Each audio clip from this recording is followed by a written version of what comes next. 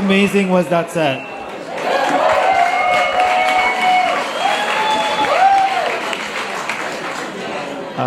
I will say, I've heard you play the Kanun before, but I've never heard you actually as part of a bigger ensemble. And I think that truly blew me away. My name is Rami. And I'm here with Afikra. We are a global organization that's dedicated to promoting curiosity around the Arab world and Arab culture. You can find us at afikra.com. And as part of Afikra, we have a podcast called Quartertones. And Quartertones is dedicated specifically to Arabic music in the past, present, and future. And so we're very lucky to interview artists that work sort of within the Arab sphere. Many of them are here actually tonight. Firas Zreik is here somewhere. I saw him, yeah. We also interviewed you yesterday, an amazing Iraqi artist. So you should join our website or listen to Quartertones wherever you listen to your podcasts or on YouTube. And as part of Quartertones, we also interviewed you a while ago. And so if you're curious to really do a deep dive into your work, I encourage everybody to go there. So for everybody who doesn't know you here in the audience, tell us a little bit about yourself. So as Meera said, you're from Palestine. So what was your journey from Palestine to New York? It went through Boston. I know New Yorkers don't like that word a lot. I auditioned right after high school to Berklee College of Music, and I got a full scholarship, and I thought I should go. And I came here when I was 19 of age, and I stayed there for 5 years, did 2 degrees. One in... You were a young musician. What's that? So you were a young musician. It's a relative word, yeah. And so I was there for 5 years, did a degree in performance and in jazz composition. And that was like a gate to so many different, realms of music. And right after Boston, I came to New York and settled here. It was 1 week before COVID. And, I was happy, to kick off my career as a freelance, independent, international musician. And I had, 6 months ahead of gigs and dates. I was nervous, but I was mostly excited. And 2 things happened. On the night of my flight, I was in Palestine, celebrating Christmas. On the night of my flight, I fell down, I broke my wrist.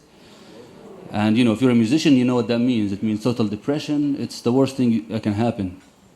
It was difficult. I canceled my flight, canceled all the gigs, and I got stuck there recovering in Palestine. But in a way, it was, the recovery was healthy. It kind of helped me, steer into a new mood. So I overcame it, and then I came back to New York. I did 1 gig, and then lockdown happened. So I was like, okay, I'm not going to fight the planet. But it was a great experience for all musicians. It was scary, but it was pretty historical to be here. Because we all started finding alternatives. We all started working on projects that were, in the drawers or outstanding. And so I recorded an album and released it. I recorded another album that's yet to be released. I worked on so many singles, as well as I started teaching online. And suddenly I have students from Europe, from the Gulf, from the Middle East, from the States. So it was like a time to reflect and to kick off a new, career, basically. Amazing. And so did you grow up playing the Kanun? Yeah, I started when I was 11. My first instrument was cello, actually. I studied classical cello for 3 years. Yeah. What cello? But then I really loved the cello, and I think it benefited me tremendously in terms of musical vocabulary and discipline and all this package you get with Western classical. It was excellent training. However, I did feel something was missing in the expressiveness in terms of, fully identify with my geography. And cello is an amazing instrument, but it didn't really reflect truly who I was. And so I moved to Kanun, and I think it was a big leap, because suddenly when I first heard that first quartertone, which is the in-between notes, the notes that you don't have on a piano, it's between the white and black keys. It's all the out-of-tune notes that you heard tonight. When I first produced that sound, it was an unforgettable feeling because it makes you feel that you can play so many of the folk music around you, so many of the classical Arabic music around you that you grew up on. Absolutely. By show of hands, who here grew up in the Arab world? Okay, so quite a few. I do want to spend some time talking about the Kanun because I think it's a very specific instrument. It's honestly an instrument that I miss the most, sort of seeing, when we look at performances here, because growing up in the Middle East, you'd always see it sort of behind the diva. It was like there was the diva, and then there was the Kanun. The diva, man. Right? Kanun, it comes from the same Greek root as canon. It's essentially setting the, it sets the register or it sets the tone. So tell us a little bit about that instrument and your relationship with it. Well, yeah, in the Arabic music context, you were right. Kanun, its main function is to accompany voice. And that was the main function of any musical instrument, because if you think about it, the vocal cords is the oldest and first instrument ever. So everything that came behind it came to complement it, not to replace it. But with time, the repertoire evolved and the composers evolved, and each instrument got its own, glory, such as the violin, piano, cello.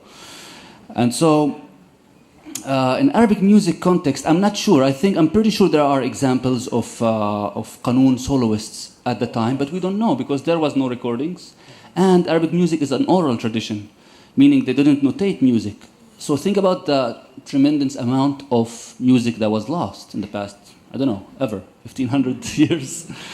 But my main, input is to take the Kanun to somewhere where it can be the diva, It can be the lead. And I think it deserves it because it has tremendous capacities. It can comp, it can lead, it can play rhythm, it can play harmonies, it can play, so much. And it has so many frequencies. It's like the piano or the harp, but in a Mediterranean version. Yeah, and we saw that so well sort of featured today. I think everybody here believes that it really has that potential. So tell us a little bit, how did you then build the rest of the ensemble around the Kanun? How did you pick those instruments and those specific sounds? That's a good question. I think the music dictates the instruments and not vice versa. There's a great saying by Stravinsky. They once asked him, how did you become so good at orchestration? He said, because I don't orchestrate. Is when I write the music, I'm hearing it in a flute, I'm hearing it in a sax, I'm hearing it in so on and so on. So I think that's one. That's when you write the composition itself, you should try to imagine what would make it work. But that's not always the case. I also play with a different kind of setup, which is more acoustic and more traditional Arabic Eastern, like with a oud, with a nai, which is the Arabic bamboo flute, with a violin, with Arabic percussion. But I think growing up, I was exposed to so many musical styles, and of course, when I came to Berkeley, it's evolved a lot. And so I think musicians' true identity is reflected in what they heard over the years, and not necessarily where they're from. You know what I mean? So I listen to a lot of international music: Brazilian music, flamenco, Turkish music, jazz, Western classical, you name it. And I think that was reflected in my compositions and in my arrangements. Today, I was just trying to have a sustained instruments such as the sax and the flute to contrast the plucked sound of the Kanun.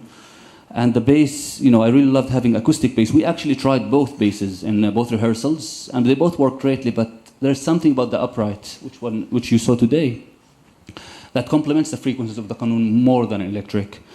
Guitar is mostly two functions: to create that harmonic platform to complement the melody, as well as to double some of the melodies. And the drums, drums is king. When we interviewed you for Quartertones, you also mentioned that you were listening at the time to Aziza Mustafazadeh, who's an Azerbaijani artist.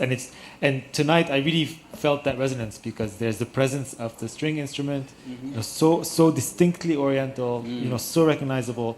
But then overlaid with it is either the bassoon or the saxophone or the trombone, and that contrast between the two is so powerful. And I've never, I don't think anybody has ever seen that done with the Kanun. It's usually with another. Yeah, that's a good catch. Aziza Mustafazadeh is definitely one of my big influences growing up. She's an Azerbaijani pianist, grew up in Germany, and she did a lot of she's mostly a jazz classical pianist. However, her father Vagif was a maqam master, or a mugam in Azerbaijan they call it. So you can hear that reflected in her music, and she was a big influence. But so many other influences, like Paco de Lucia, for instance. I've been listening a lot to Yamandu Costa. He's a Brazilian guitarist. I think he played at Jazz Pub a few months ago.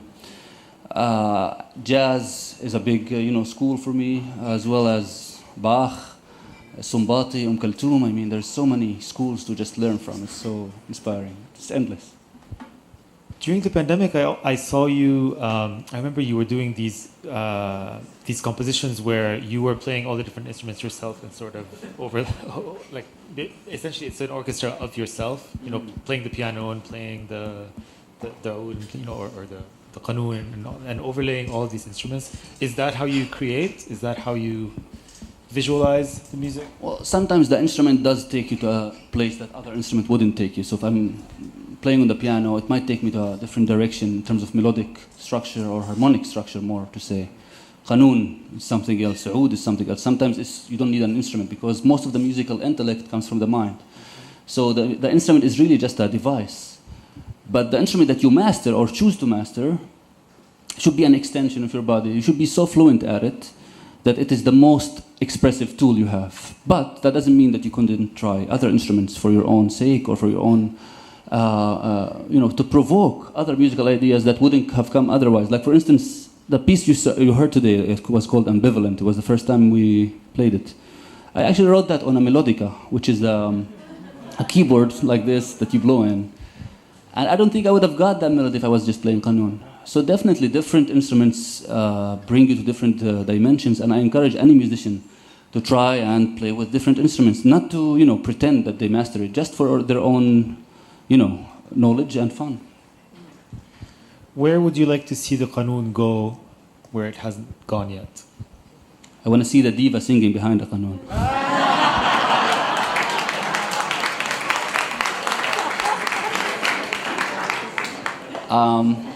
Well, one of my big ambitions is writing a Kanun concerto, and to leave something for other generations of Kanun players to look up to something, to have a repertoire. Because growing up, I didn't have a repertoire. I had to transcribe so many things. I mean, so many musicians here know that Arabic music is an oral tradition like jazz. So you listen and you imitate. You listen and you imitate. And unfortunately, 99.9% of the repertoire is vocal. And so, the brilliance of an instrumentalist mainly comes from soloing in between songs, which we call taqsim, the art of improvisation in a maqam tradition. And so any music nerd have so many recordings of taqsims from the 1920s, 1930s, 1940s, and so on, from their favorite instrumentalists. And I did that. I imitated and I transcribed, and I had the vocabulary suddenly. But I want to create a bigger repertoire for other generations to be able to, play this specific piece that was specifically written for Kanun. So I see the Kanun in a much bigger place. Amazing. All right. Well, on behalf of me and I think everybody else in this room, thank you so much for your time. Thank you, Rami. Thank you, everyone. Sharing your talent with us. Have a lovely night.